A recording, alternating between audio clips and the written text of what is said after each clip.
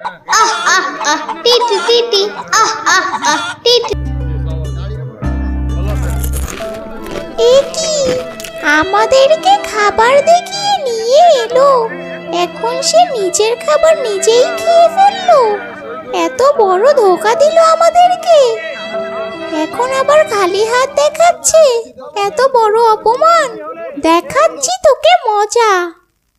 আহ আহ আহ TT TT.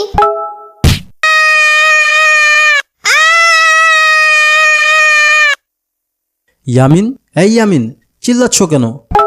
এত মুরগি মুরগি? কোথায় কোথায় মুরগি? তুমি দেখছো কখনো? দেখছি। তুমি কি এখন ঘুমের মধ্যে মুরগির স্বপ্ন দেখা ভয় পাইছো নাকি? হ্যাঁ হ্যাঁ। মনে হইতাছে অনেক ভয় পাইছো। মুরগি স্বপ্নে আসছে, এতে ভয় পাওয়ার কি আছে বলো? সামান্য মুরগিরে ভয় পাও তুমি? ছি ইয়ামিন। আরে ধুর, চুপ থাকো তো। ভয় লাগলে কি করতে হয় সেটা বলো।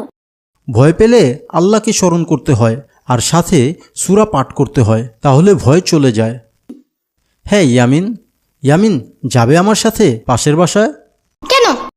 শুনেছি পাশের বাসায় এক বুড়িমা মুরগির খামার দিয়েছে, দেখতে যাবে নাকি? না না না না, দূর, আমি যাবই না। আরে ইয়ামিন, চলো। সামান্য মুরগিরে ভয় পেলে কি চলবে?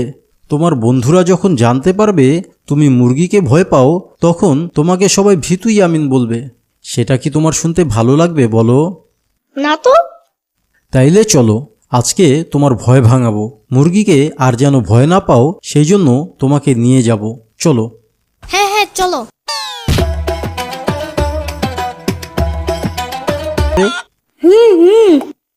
আসসালামু আলাইকুম।